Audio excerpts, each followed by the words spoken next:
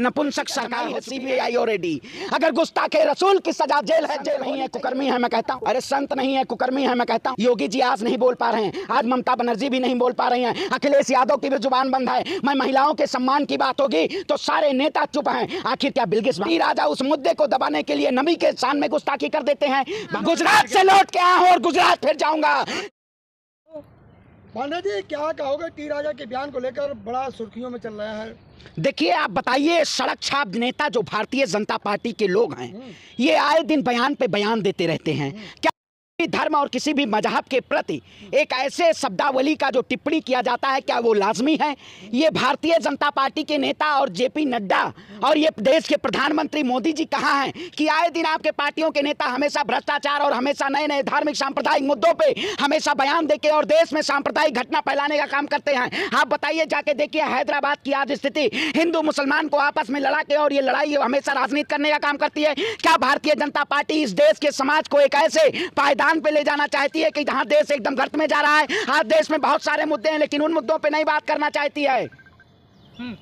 क्या कहेंगे जिस तरह से माहौल बनाया जा रहा है, ये लगातार इस तरह का बयान दे बीजेपी के लोग, भाजपा लोग? बिल्कुल, जो लोग आजादी का अमृत महोत्सव मना रहे थे और देश के लाल किले पे प्राचीर से जब देश के प्रधानमंत्री ये कह रहे थे कि अब अमृत काल आ चुका है, उसी दिन ये अखबार देखिए, इस अखबार में उस बिल्किस बानो के आरोपियों को रिहा कर दिया जाता है और ये सरकार मूक बधिर बन के और लाल किले के प्राचीर पे देश के प्रधानमंत्री कहते हैं मैं महिलाओं का सम्मान करता हूं।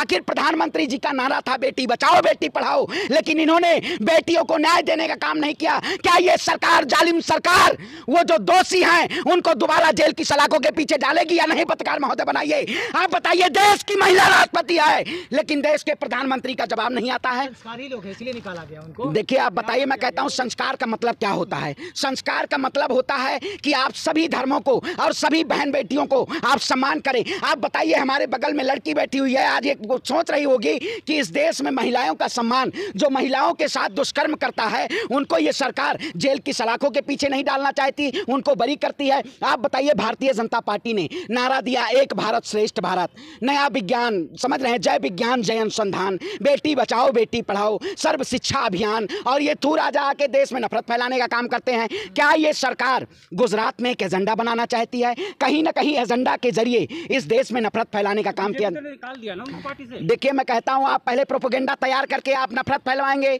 उसके बाद आप लोगों को गिरफ्तारी कराएंगे, उसके बाद जेल से बाहर करवाएंगे और देश में जनता के आपसी भिड़ंत करवाएंगे। आप बताइए, हिंदू और मुसलमान के नाम पे आप जाइए हैदराबाद में किस तरह से परिस्थितियां बनी हुई है, आपको पता होना चाहिए। अब अखबार हाथ में लिए हुए हैं, अखबार टीवी तो बिक रहा है। देखिए तो ये नहीं, देखिए अखबार की बात ये कर रहा हूं, जब बड़े बड़े चेहरे, जब इस फ्रंट पेज पे देश के प्रधानमंत्री की फोटो आती है, जब देश की जनता देखती है तो उस दिन शर्म करती है कि मैंने ऐसे सत्ता पे प्रधानमंत्री बैठाया जो इस देश में ना बेटियों की बात करता है, ना शिक्षा की बात करता है, ना स्वास्थ्य की बात करता है, ना महिलाओं की बात करता है, सिर्फ हिजाब और कुरान की बात करता है। कुरान की बात नहीं करते हैं, आप बताइए। महिलाओं की बात करते, देखा नहीं आपने 15 अगस्त पे भावुक हो गए थे। देखिए भावुक हो गए, और 15 अगस्त के दिन गुजरात की ही भारतीय जनता पार्टी की सरकार ने गुजरात से रिहा करने का काम किया। क्या वो आज मैं कहता हूं जो सुप्रीम कोर्ट ने, की क्या गलती? सरकार आपकी, आला कमान आपके, केंद्रीय मंत्रिमंडल आपका, गुजरात में मुख्यमंत्री आपका, और आप कह रही हैं प्रधानमंत्री का क्या गलती? आप चश्मा लगाई हैं, स्मृति ईरानी बन गई हैं आप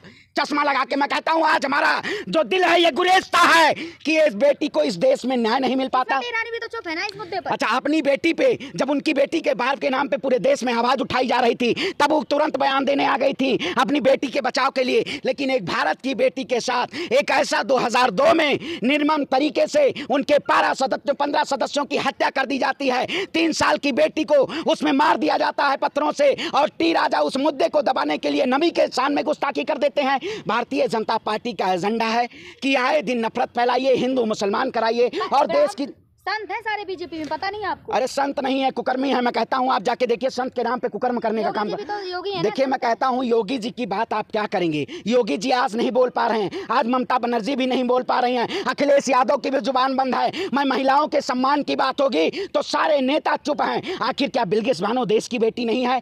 टी राजा के ऊपर पहले निर्भया कांड हुआ था तो स्मृति ईरानी बढ़ चढ़कर बाहर आई थी, लेकिन अब बिल्कुल शांत है क्योंकि सत्ता में नहीं थी ना। सत्ता की कुर्सी जब मिल जाती है तो मौजूदा मुद्दे कहीं ना कहीं वही रही है, सखी सैया कमाए जात है, महंगाई डाइन खाई जात है। आपने नारा सुना होगा ना, स्मृति ईरानी गाया करती थी, लेकिन आज वो नारा शर्मसार हो गया है। आज महंगाई चरम पे है, बेरोजगारी चरम पे है और नबी के नाम पे मुद्दे को दबाया जाता है। मैं कहता हूं किसी भी दाम पे अगर गुस्ताखे रसूल की सजा जेल है, जेल होनी चाहिए। और अगर ये सरकार इनको षड्यंत्रकारियों को अगर जेल से छोड़ेगी तो सड़क पे आंदोलन होगा और बिल्किस बानो के न्याय के लिए आंदोलन होगा। गुजरात से लौट के आया हूं और गुजरात फिर जाऊंगा। न्याय की गुहार देश से देखिए मैं दाहोद जिले में पहुंचा, जो बेटी है जिस दिन रिहा किया गया, मैंने पहुंचा वहां रंधिकपुर जो गांव है जहां पे ये उनका परिवार रहता है। आप बताइए पूरे गांव के लोग पलायन कर रहे हैं। आपने हरियाणा में बीजेपी की सरकार देखी होगी, जिस तरह से मानेसर में तमाम मुस्लिम लोग पलायन के मजबूर हो गए। कहीं ना कहीं ये सरकार अंतर्राष्ट्रीय लेवल पे हमारे देश की और हमारे देश की अस्मिता को धूमिल करने का काम कर रही है। ये पूरे देश में नफरत का एजेंडा फैलाया जा रहा है। क्या आप कह रहे हैं कि महंगाई की बात कर रहे हैं? महंगाई उनको लग रही है जो भाजपा के विरोधी है। देखिए मैं वही कहता हूं, भाजपा के विरोधी की बात आप बताइए। भारतीय जनता पार्टी का सरसों का तेल नहीं है, वही वित्त मंत्री की बात करेंगे। आप बताइए आज देश के सबसे बड़े संवैधानिक पद पे, राष्ट्रपति पद पे राष्ट्र कौन है? मुर्मू। आप बताइए। जो गलियाते थे गोदी मीडिया को, सबको, अब तो एनडीटीवी भी बिक गया है। आप किसको, आप तो गलियाएंगे उसको भी। देखिए बिल्कुल मैं हमेशा, देखिए वो पत्रकार नहीं बिके हैं, जो उस चैनल के पत्रकार हैं वो नहीं बिके हैं। अगर संसाधन बिक जाएगा, भारतीय जनता पार्टी ने तो देश के तिरंगे को भी बेचने का काम किया, तो क्या देश की जनता बिक गई? देश की जनता आज भी मुद्दों पे बात कर रही है, कल भी मुद्दों पे बात कर रही थी। ये सरकार कहीं ना कहीं, मैं कहता हूं सिंहासन खाली करो, जनता आ रही है और जनता आवाज उठाने का काम कर रही है। कहीं ना कहीं आज पूरे मुद्दे दबाए जा रहे हैं, लेकिन हम मुद्दों को उजागर करने का काम करेंगे। जिस तरह से थू राजा की हम अभी बात कर रहे थे बिल्किस बानो की, उसके बाद टिप्पणी करते हैं कोर्ट नुपुर शर्मा पे, लेकिन ये मामला तो बढ़ता जा रहा है ना, तो ये बढ़ावा दे रहे हैं क्या भाजपा लोगों को? देखिए बिल्कुल ये मामला बढ़ता नहीं जा रहा है, इसको बढ़ाया जा रहा है। ये जिस तरह से बढ़ाया जा रहा है, ये कहीं ना कहीं पूरे मुद्दे को, आपने देखा होगा जब देश में भारतीय जनता पार्टी अग्निवीर योजना जैसी लाई, तो अग्निवीर को तो अभी कोई भर्ती हुई नहीं, लेकिन सबसे पहले जो नितिन गडकरी जी बीजेपी के संसदीय बोर्ड में बैठे हुए थे, उनको अग्निवीर बना दिया गया। बीजेपी ने बड़े बड़े नेताओं को तो अग्निवीर की प्राथमिकता दे दी। अब जैसे आप शिवराज चौहान को देखिए, तो कहीं ना कहीं सरकार, अगर इस सरकार से आप सवाल करेंगे, नितिन गडकरी की राय थी, हमेशा बयान दिए, क्योंकि वो अपने कामों से जाने जाते हैं और भारतीय जनता पार्टी उन जो मुद्दे हैं उसको दबाना चाहती है। इस तरह का मुद्दा उठा के, क्योंकि कुछ राज्यों में चुनाव आने वाले हैं, तो क्या ये हिंदुत्व को उकसा रहे हैं क्या? बिल्कुल, देखिए बिल्कुल हिंदू और मुसलमान के ही एजेंडे हैं बीजेपी के पास। बीजेपी जो नारा देती है सबका साथ, सबका विकास, सबका विश्वास, सबका प्रयास, तो मैं देश के प्रधानमंत्री से पूछता हूं कि सबका साथ सबका विकास कहां गया? उस बिल्किस बानो की बेटी, हमारी जो देश की बेटी, उसको न्याय कहां मिला? मैं कहता हूं आज बहुत सारे लोग आज बंद हैं कमरे में, मैं कहता हूं बंद कमरे से जागो, गुलामी की जंजीरों को तोड़ो और एक साथ होके, एकजुट होके इस सरकार के खिलाफ आवाज उठाइए, क्योंकि ये सरकार कहीं ना कहीं आतिमताई और तानाशाही सरकार है। पांडे जी, आप तो मोदी जी ने लाल किला से कहा भ्रष्टाचार के खिलाफ हमला होगा, आप देखो हो रहा है, हर जगह रेड पड़ रही है। आप बताइए सरकार गिनाने में रेड पड़ रही है या भ्रष्टाचारियों के खिलाफ? कहीं ना कहीं सरकार की दमाद बनी हुई है, सीबीआई और ईडी और आईटी और एनसीबी, ये सब बीजेपी की दमादे हैं कि जहां है दमाद को भेज के स्वागत करवाइए पहले।